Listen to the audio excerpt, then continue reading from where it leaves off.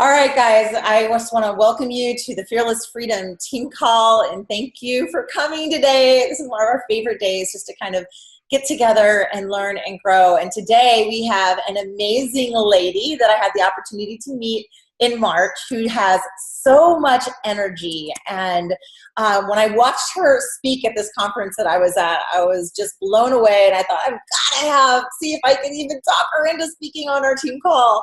And she was so generous and awesome to say yes. So Julie is a wife, a mother. She's got 2 kids. She's a speaker and a leader. She's been leading teams and selling Hershey chocolate for many years, but now spends her work life building positive leaders and sharing insights on health and happiness. Her talks have inspired audiences of all kinds on the power of mindset and energy. So while she's not speaking or training with business teams or schools, you can find her exercising, serving her Rotary Club, spending time with friends, and enjoying life with her husband and kiddos.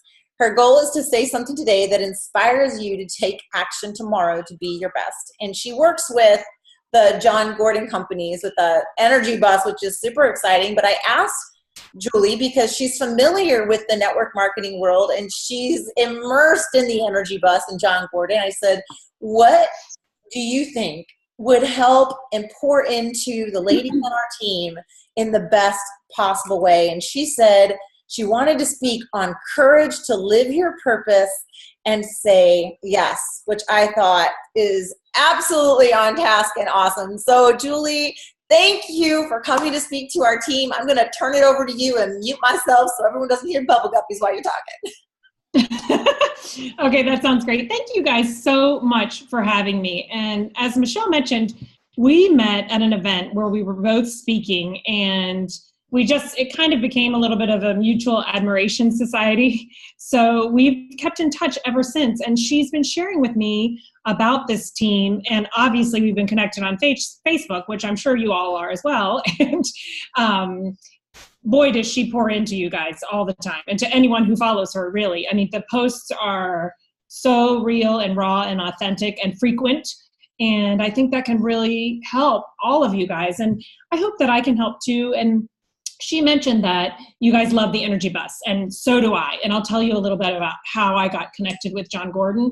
But I thought it would be kind of cool to share a little bit about this idea of courage to live your purpose and say yes, because I would imagine that's kind of what all of you guys are doing also in your choice to be involved in this Beachbody business and take this leap in your life and your work to do this. And in addition to working with Jon Gordon, just as an aside, not that it may feel like it's a little bit competitive, but I do also use and share Isogenics. So, but that's not my primary business. Like I said, I have a million Beachbody workouts and whatever, but I love the nutritional and the health aspect of why I use that and what you do.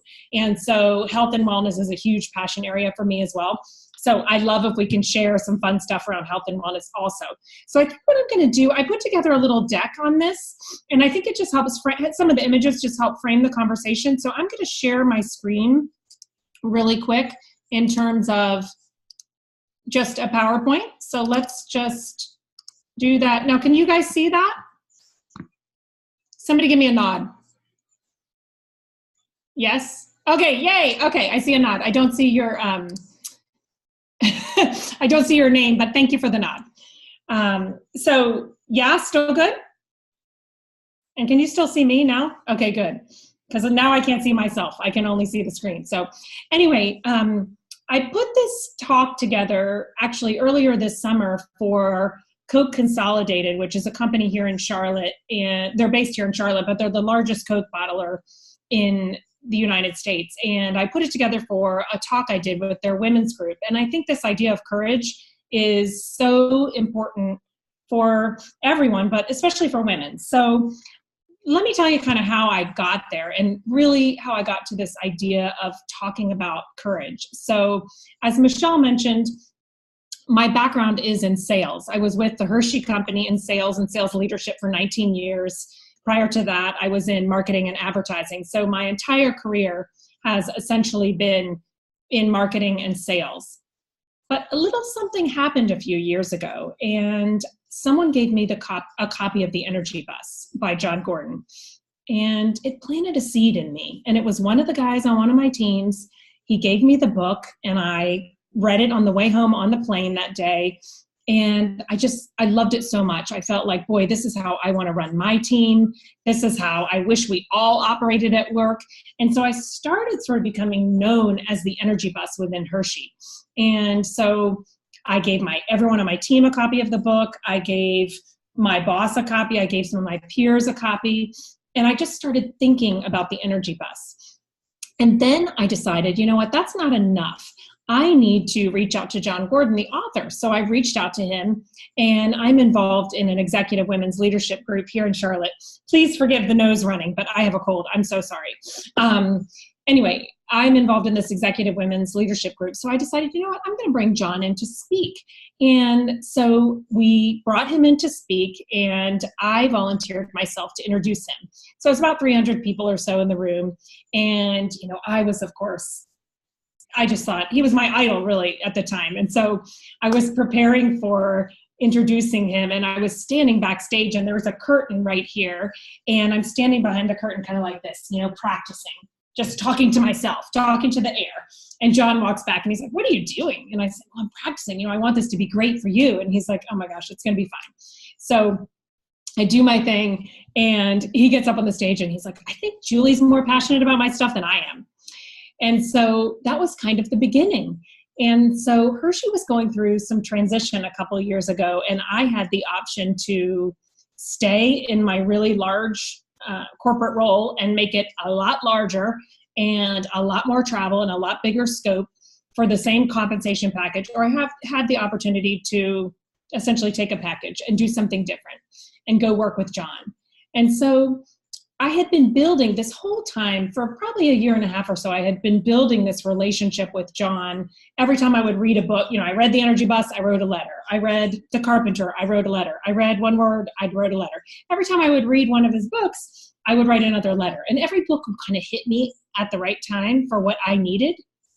And so I just kept building this relationship. And somewhere along the line, we decided that I had said to him, I want to work with you. And I kept talking to my husband, like, you guys will find this funny. So I brought Jon in to speak in March of that year. That was 2014. And that entire year, from March through December, I kept saying to my husband, you know, the Jon Gordon thing, the Jon Gordon thing, the Jon Gordon thing. And in December, I was talking about it over the holiday break. I was like, you know, the Jon Gordon thing. And he's like, what exactly is this Jon Gordon thing? And I was like, well, you know, I'm going to work with him next year. And he was like, oh, really? Do you think you should do something about that? And I was like, right. So I wrote him a letter, and I said, top 5 reasons why we should work together in 2015.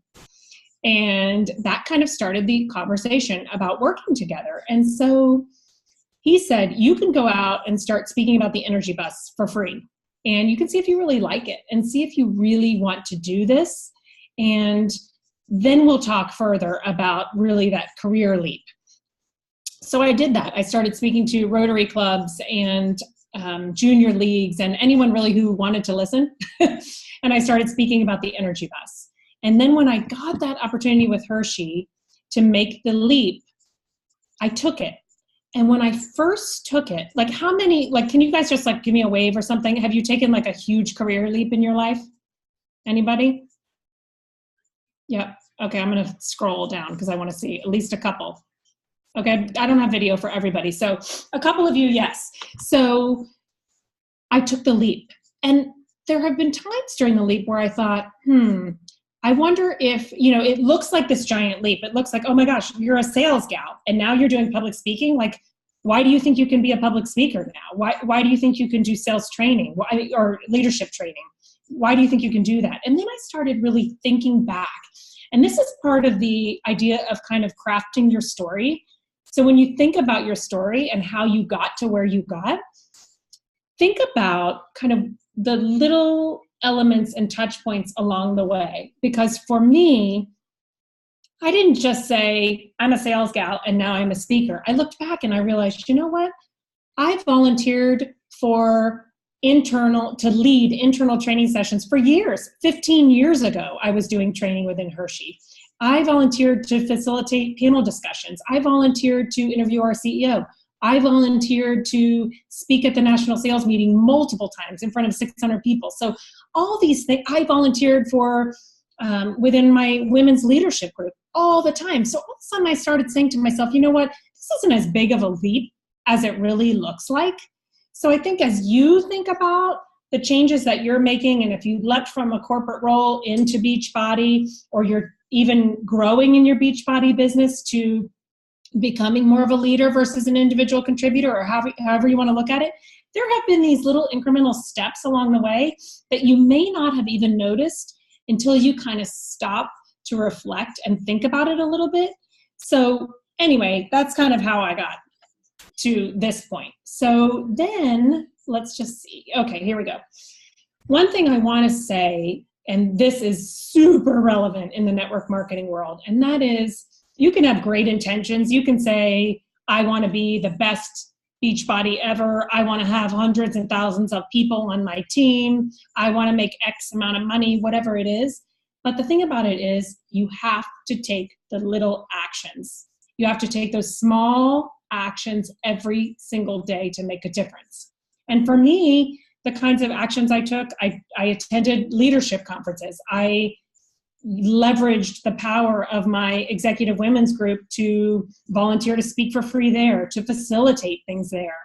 I am a Rotarian, which is a service organization. So I rose my hand and I traveled around and spoke at different Rotary clubs. I have read a cajillion books in the last 2 years since I left Hershey, and listened to so many podcasts I can't even count. I mean, do you guys listen to podcasts? Yeah.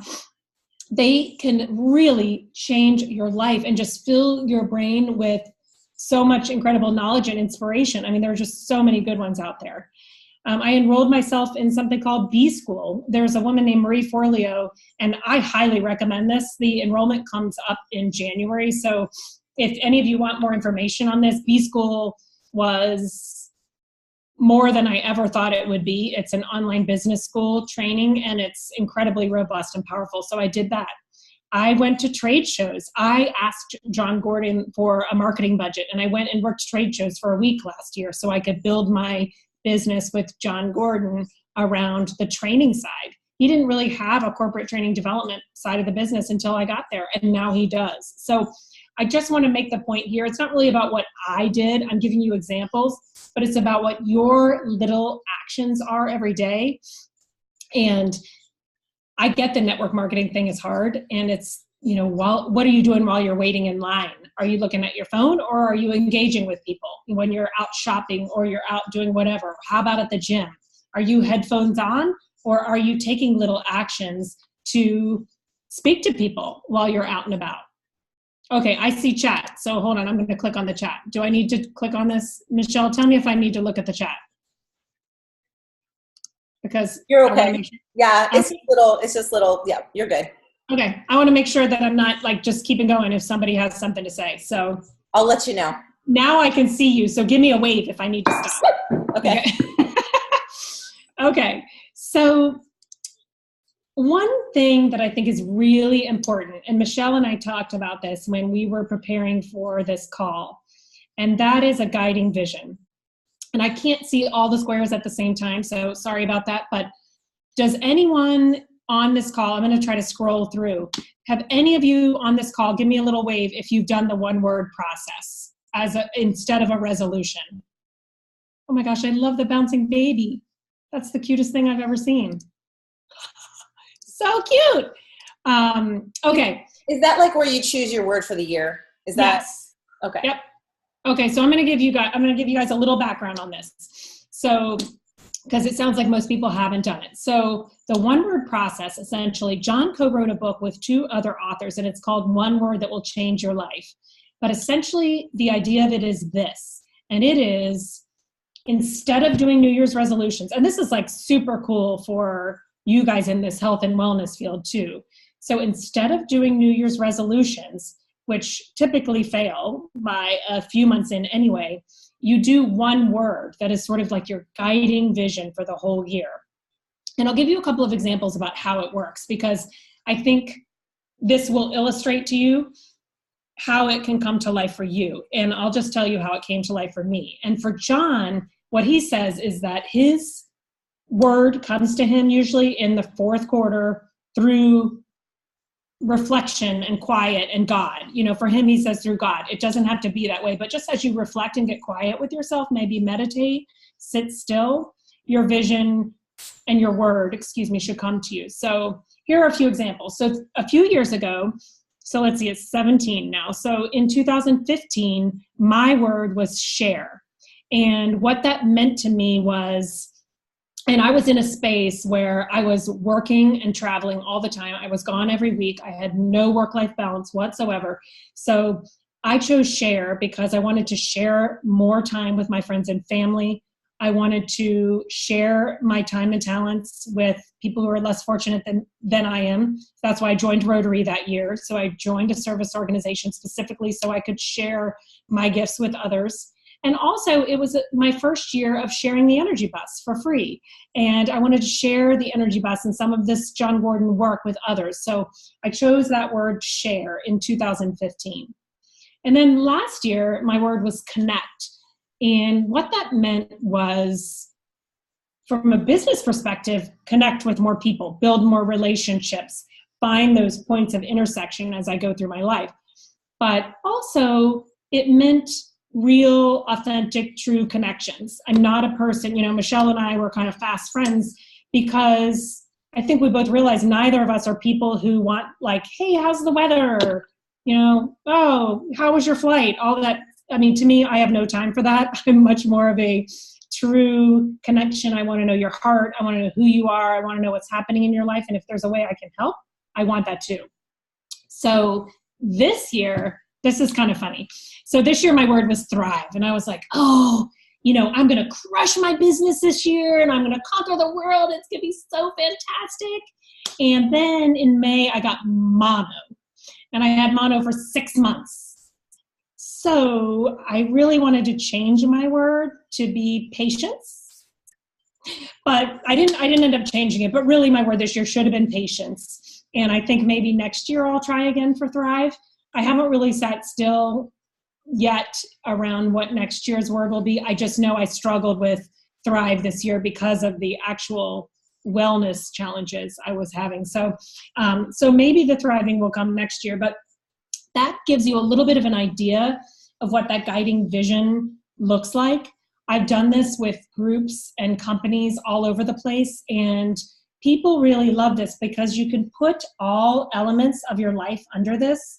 So if you think, I've had a lot of people choose health and they'll say, I chose health because my mom just had a heart attack and my dad's struggling with this and I'm overweight and I'm feeding junk food to myself and my kids. And so I'm choosing health. And what that means to me is I'm going to get myself healthy. I'm going to take care of my parents. I'm going to take care of my children. It's sort of all encompassing in terms of choosing a word. So this call is happening at the absolute perfect time to be able to choose your word and think as you kind of go into this holiday season.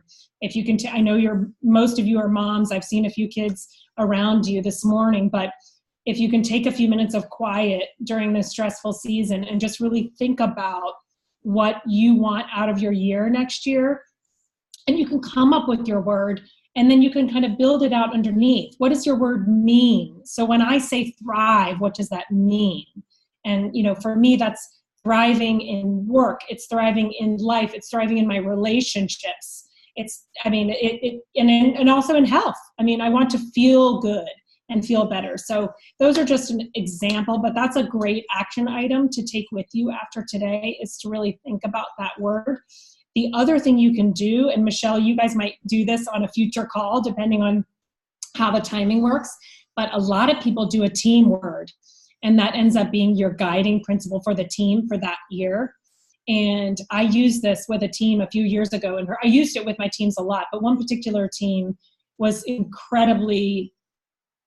it was probably the most powerful use of the word that I've ever seen. And it was a team that was really struggling, and in many, many ways from a business perspective. And they chose their word to be rise. And having that word rise was so incredibly empowering for them. It changed the way they worked together. They reallocated their responsibilities so it was more even. They implemented new processes so they could get better at getting to their sales target. They talked about their word internally, so everyone internally knew that they were getting better or they were expecting themselves to get better. So as people knew they were supposed to get better, people could almost kind of call them out and be like, hey, I thought you guys were going to get better at that this year, because they had kind of a bad reputation in the organization. So rise was an incredibly powerful word. So Michelle, just as you think about it, maybe you guys could even brainstorm a team word. It's really fun, and maybe you could even do it on the chat. I don't know how far apart you are geographically, but people could put in their ideas. You can almost do like an online whiteboard and then start crossing off and voting. That could be a really fun thing to do. So anyway, that's the one word process. And a little more on courage. So I was thinking about this idea of courage when I put this together. And I think a lot of times people think courage is always about leaning in. And courage is, doing the big hard thing. And to me, I think it's not always that. I think sometimes it's the courage to lean in and take a new role or step up a little bit in what you're doing. But sometimes it's stepping back. And then sometimes it's just this like huge, gigantic leap, like what I think I did 2 years ago. So I kind of want to take a minute and talk about each one of those. And the first one is the courage to lean in. And this could either be in your Beachbody business or in your day, if people have another day job or whatever you guys are doing in your life and how you're balancing it. But I think this idea of leaning in, there is a statistic about women that women believe they have to be 100% qualified for a job before they will post for it. 100%. And do you know what the number is for men? 60. So I think, hey man, I'm cool. I'm 60% qualified.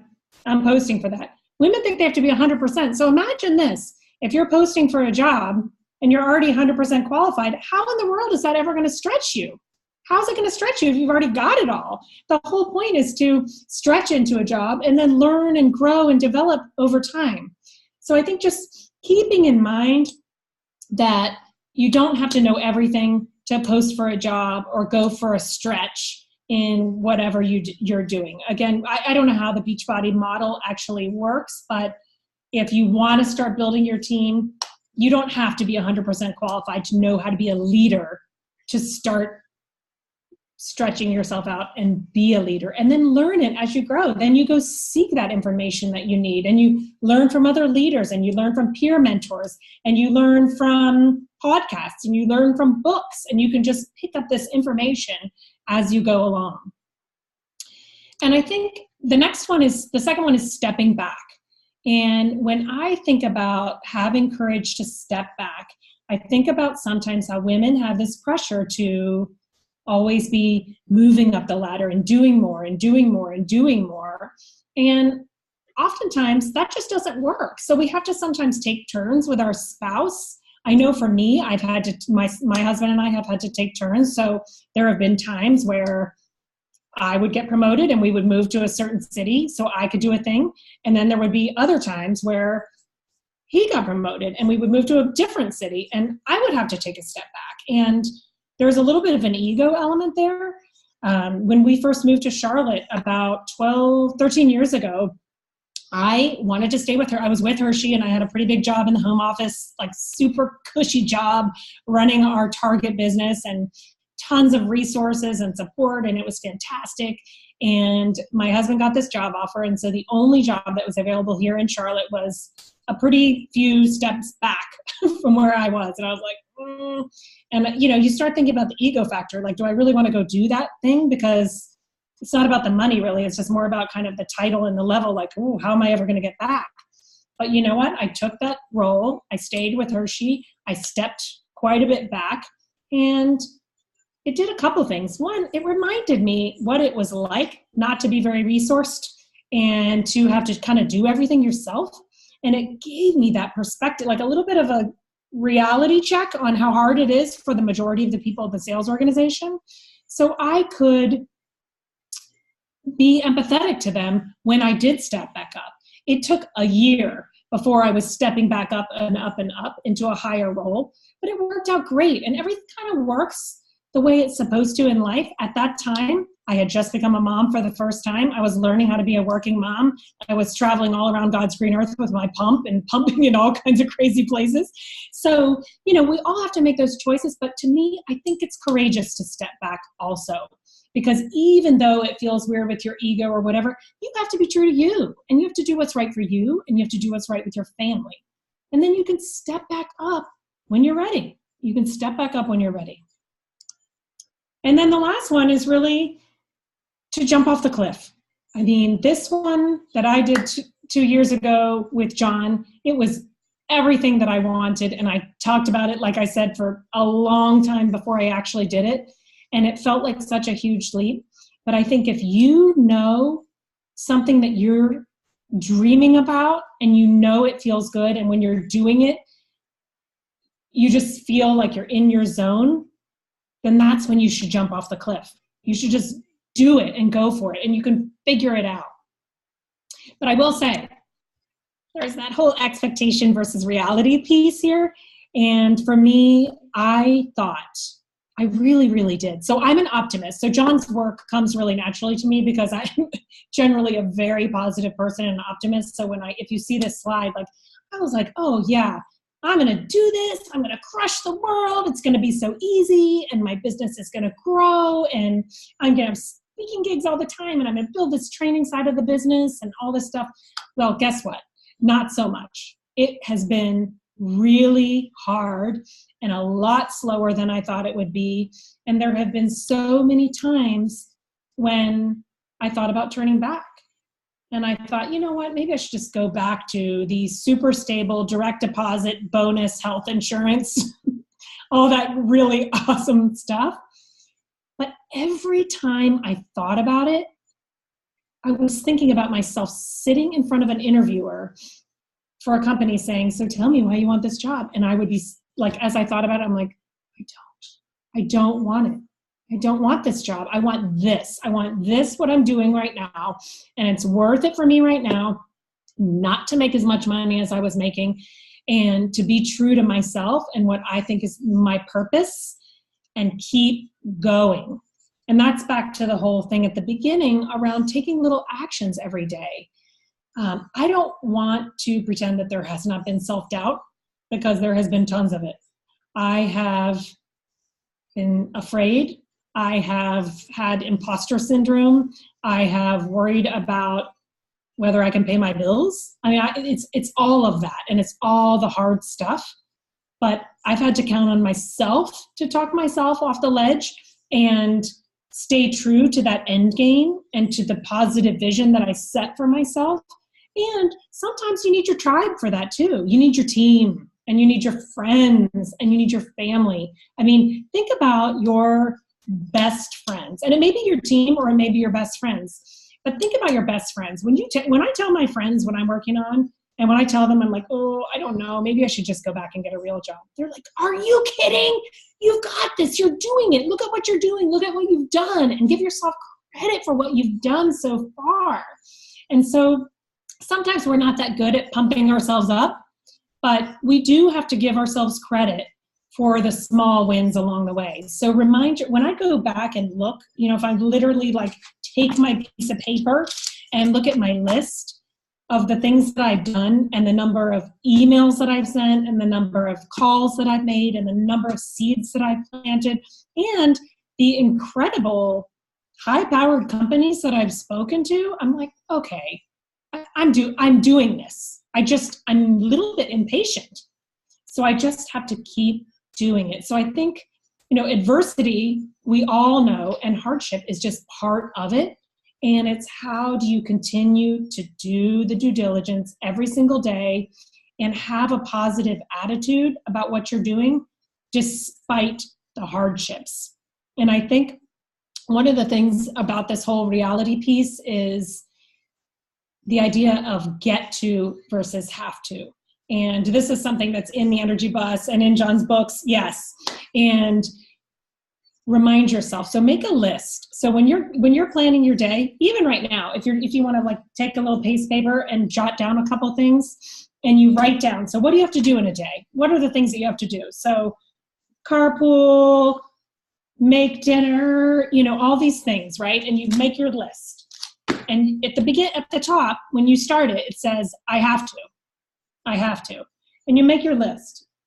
And then once you do that, cross out the word have and replace it with the word get and see what that does with your mindset. Really. I love that you're smiling at me, Michelle. You know what? It changes everything.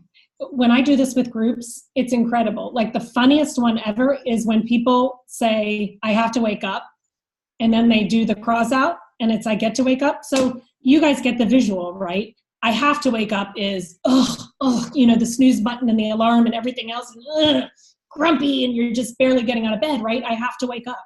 But when you literally change that to, I get to wake up, all of a sudden you're like, yay, good morning. I'm putting my feet on the floor. I can't wait for my day, etc. So it's just these tiny little nuanced things that you can do to change your mindset about your day. So I call stretch and repeat, but you guys have seen this 1,000 times. Everybody talks about getting out of your comfort zone, but really what I would just say is over and over and over and over again, keep stretching, because you stretch and then you learn it and you get really comfortable. Then you come back down and then you have to stretch again and then you have to stretch again. And I would say, especially in network marketing, it's always changing. I mean, just like Michelle, you said at the beginning, well, now it's Beachbody on demand and now it's this, and so everything's always changing. So how do you stretch into the comfort zone? The technology is changing. The customers are changing. The products are changing. And so you just keep stretching to what's new. And it's just those repeated actions. And you have to just do it over and over again. Guess what? You did how many calls last week? Well, guess what? It's a new week. Got to start over, right? Keep stretching and repeating. And to me, a lot of people talk, especially in network marketing, introverts, extroverts. It does not matter if you're an introvert or an extrovert or whatever it is. You can stretch yourself to have a conversation with someone. What I would say is be you. Be authentically you, and it doesn't feel so uncomfortable. I know there are scripts and all these other things, but be you. And hey, this is how this worked for me, and this is what I'm doing, and I bet it could make a difference for you also. And then there's this idea about finding your purpose. So I love this chart. I don't know if all of you are seeing the images or not, but I love this so much. And your purpose is really right at the center of you love it, the world needs it, you get paid for it, and you're great at it. I mean, what more could you possibly want? That is what drives you. That's your why right in the center. That's what's driving you. I like the pictures, and I can give you any of these images if you need them. And then really belief. Like I said before, doubt and fear, it will kill any dream. But you have to over-believe in yourself and over-believe in your team. When you think about your team, when your team is having doubt, how do you over-believe in them? Like if somebody's saying, I can't, as the leader of that team or a teammate of someone on that team, I believe in you. I know you can do this. You've got this. And you pass on that belief until that person learns to believe in themselves. So pass on belief in yourself and in others, and just cross off that impossible and make all things possible. Because, and Marie Forleo, I know I quoted her earlier, but I love her. She likes to say everything is figure outable. And it's true. If you give it the time, the due diligence, and break things into tiny digestible pieces, everything is figure outable. And this chart, again, I know everybody's seen it 100 times, but the way I look at it is a little bit different than just kind of what's beneath the surface. I know we all have all these things beneath the surface, but the reason I put the title here as Let Down Your Mask is because to me, I think what's above the surface is like the game face that we're all putting on every day. And, everything's great and I'm fine and everything's perfect and life is beautiful, my family's beautiful, and my house is awesome and all this stuff.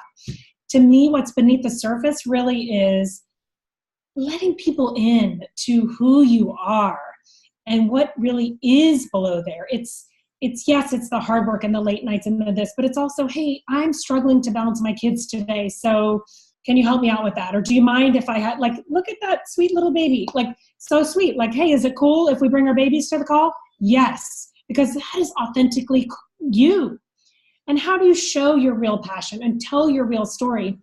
Back to the whole Beachbody success thing. Instead of using just kind of like the figurehead Beachbody stories, why not use yours and how it's making a difference for you and your dedication and how you're doing it differently? And everybody's gonna have a little spin on it. I see so many women in network marketing that are putting like a unique spin on what they do. And it's about showing what a little bit more about what is behind this mask and not just having your game face. Hey, you know what? I struggled for years with my weight. I couldn't keep the discipline on a workout until I did this. Whatever it is, but telling your story and what's underneath the surface for you is going to build trust with others, and it's going to make people want to follow you. And then this one I looked at as checking for balance. So this, as you see this little kind of rock seesaw, if you feel like you made a choice and you're out of balance, then you have the power to make a new choice. So just because, for me, just because I chose this path of speaking and leadership development with Jon Gordon, if it's not working, I can make a new choice. Or if parts of it aren't working, I can make a new choice. If you're doing 2 jobs and the Beachbody thing is part of it, and you're doing a day job, but you just can't do it anymore, make a new choice. Maybe it's time to let one of them go. If you're held back and you can only talk to people online, but you want to talk to them in person, make a new choice. So I think you always have to kind of check your balance and make sure that things are working for you. And what I feel like I've been learning so much more lately is trusting how you feel about something, how you feel in your gut, not the shoulds, not what I should do and what I shouldn't do and what people think. I mean, boy, is there a lot of judgment about network marketing. I certainly know that, but get away from the shoulds and trust how you feel about a decision. And I really think that will guide you to what's next. And really, in closing, I say, no matter how you feel, get up, dress up, show up, and never give up. Just keep on keeping on.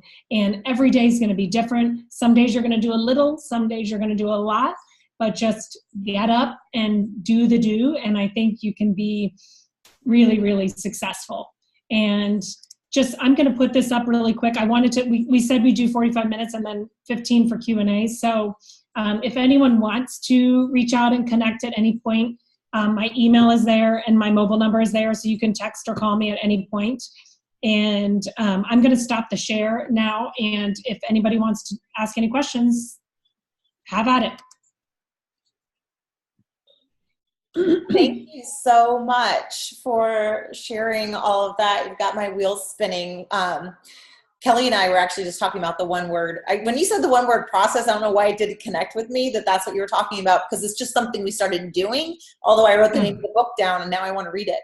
But Kelly and I were both talking this year. I chose the word rising strong and she chose the word discipline, and we were in a chat and I was like, yeah, well, I didn't know that rising strong meant break you down to build you back up. And she's like, I didn't know discipline meant letting go of control, Yeah, surrender. I've been thinking a lot about surrender being my word. So too. your word was thrive. And I'm going to tell you, and you're telling me that in mono, I think thrive is a word that to help pull you through that. You know what I mean? To pull you through what you went through. So I think that that's still such a good word. But anyway, I wanted to share that because I thought that was really cool. From what you shared, and I love the idea of a team where some of the ladies were chatting in the chat. I think we're going to do that on our team page. Oh, good. I'm going to look. Yeah, now I can look at the chat. It was too hard to look at the chat, and I couldn't look at everything at the same time, but now I can. Yeah, it's hard with the screen share. So does anyone have any questions? Go ahead and fire them off.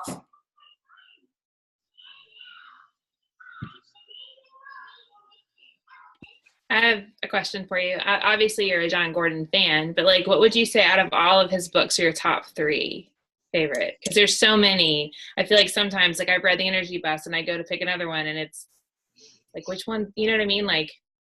What would you say? I do. And I would say in this order, like I'm going to say my top 3 are the first 3 that I read. So I read The Energy Bus first. So obviously I love that. And that's the one I speak on the most. So that one's easy. But the next one I read was The Carpenter. And that is all about love, serve, and care. And man, I love that one. And my third, not even my third favorite. I love them all for different reasons. But the third one I would say is The Seed. And that one is all about finding your life. I see some nodding and I like that.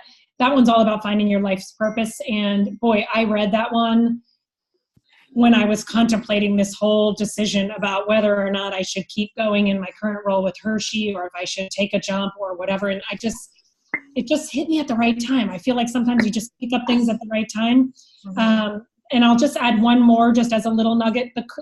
His most recent one is called The Power of Positive Leadership. And that one is, I kind of look at it as a sum of all of it. You know, it's just like little nuggets of all of his books throughout, but also all of his learnings through engaging and interacting with all the businesses and sports teams and everybody else that he's been with. So like you can just sort of pick up a lot of things from all of the books in there, but it depends on what you're searching for. Like if you asked him, he would say his favorite book is Training Camp.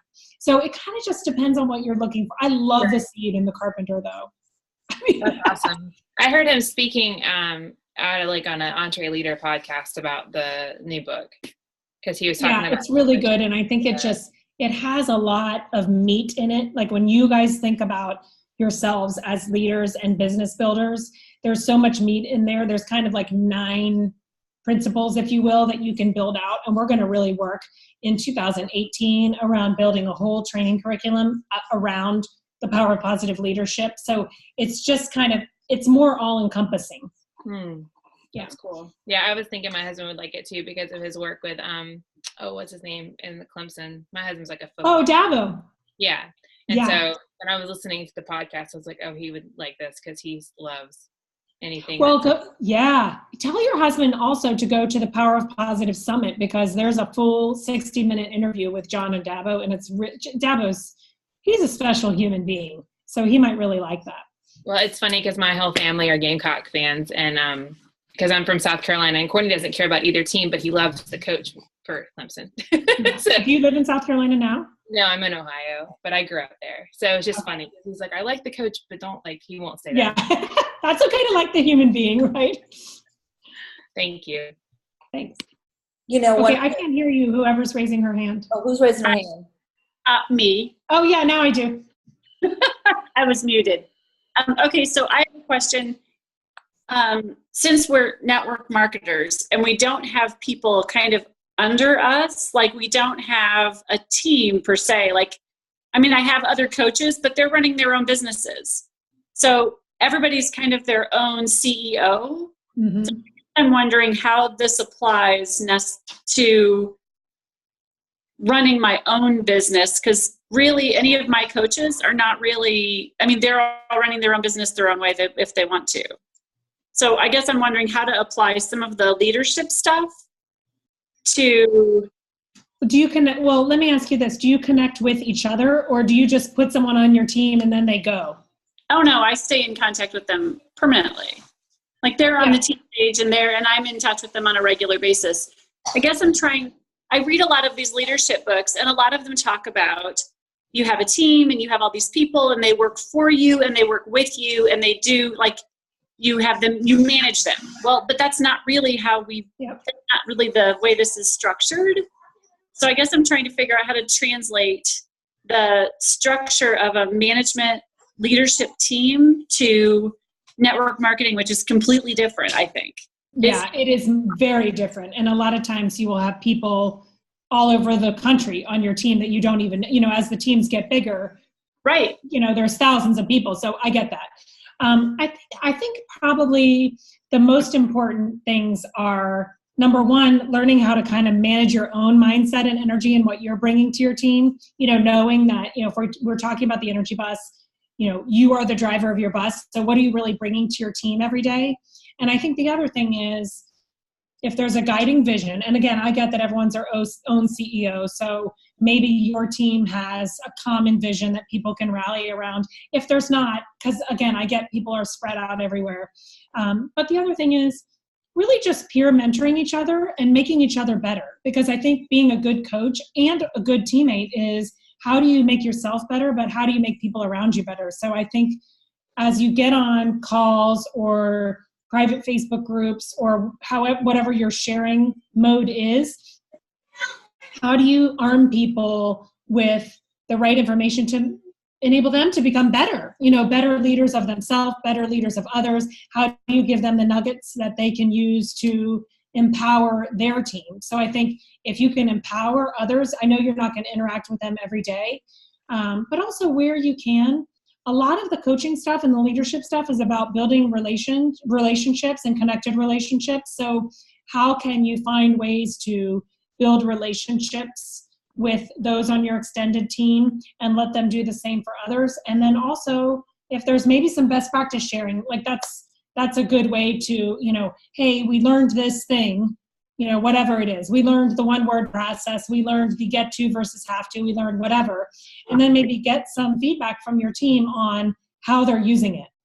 How are you using it? How did you bring it to life? How is it impacting your team? And make sure you keep that conversation open, because I agree with you. You can share a leadership principle or a book or a podcast and then it's a set it and forget it and nobody does anything about it. So really kind of circling back on, hey, how did we use it? And is it making a difference? Oh, okay, so I have a follow-up question. Okay. So we run these groups where we encourage people to both work out and drink their shake and do some personal development. And among my groups, I encourage them to pray, and I encourage, a whole bundle of wellness kind of thing. Yeah, love it. How would you suggest encouraging people to be more active, to participate in those?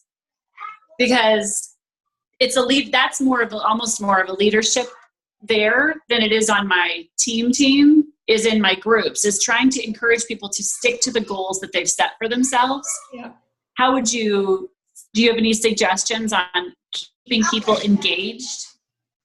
Boy, I think engagement is the challenge in every organization. In anything you do. We were just talking about this in my Rotary Club last week, and how do we get, because 20% of the people do 80% of the stuff. And that's kind of the rule of life, if you will. But one of the things that we talked about around this is finding new and creative ways to get people engaged, because there are lots of people on your team that are probably working full-time all day and trying to do this on the side and fitting it into the pockets of their life. So how do you get those people engaged? So, some people might want this noon conference call. Some people might want a Facebook group. Some people might want an Instagram feed and I don't know what kind of online tools Beachbody has to help facilitate the process, but I would say maybe on your next team connection, say, hey, my goal is engagement. So if our engagement currently is at 40, I want to get 80. Tell me what you need. What kind of platform should we use? What do you need or want for me to pull you in and let you be more engaged? And then the other thing is, if there's a team, like a common goal you can put everybody against, and you only get the prize or the thing or the whatever if you have 100% participation or 80% or whatever your number is, nobody gets it or everybody gets it. So encouraging everyone. And so then, people who know the people who aren't really engaging can pull them along, because everybody wants the bonus or the nugget or whatever it is, I really like the everybody gets it or nobody gets it. The whole idea that one person participates 100% of the time, and so they always get it. Yep. They can get everybody to have everybody else's back. That's what I'm trying to encourage, because they know each other. They've been in the groups together for a while. So I'm trying to just pull each other along. Oh my gosh, you are darling. Casey, hi. Okay. I had to mute myself because they're running around like crazy animals. Oh my gosh, she's the cutest thing I've ever seen. Okay, thank you. You're welcome. Anybody else? I think there's one thing that you said that I don't know. I think that as moms who are having babies and dealing with changes with kids and ages and stuff, that I think is really relevant. And that's all those things with courage. Like sometimes we really need to lean in and push against our comfort zone and not disappear and be consistent. Other times we take that big leap to do something different. But I think the one thing that a lot of people disregard, and I think that, many of us have learned, is the courage to step back at times. Because I think that a lot of people think if they have to step back that they have to quit. And of course. The failure. And I think that that's important to understand, that sometimes we are going to step back, but we also need to know when it's time to lean in. Again, that's going to be that cycle of taking the leap, stepping back, leaning in. Yep. So I really liked that, concept, and think that it's something important for us ladies on the team to remember, And, yeah. I do too, because I think that, we get stuck in one, oh my gosh, I took that job, or I started this thing, or I didn't start this thing, or whatever. And then you're like, you think that that's where you have to stay, but you don't. You can always make a new choice. If you don't like where if you're in one area and you switch to another area and you don't like it, why can't you go back to that? Or why can't you go to option C? Like, there's just no reason why you can't choose again.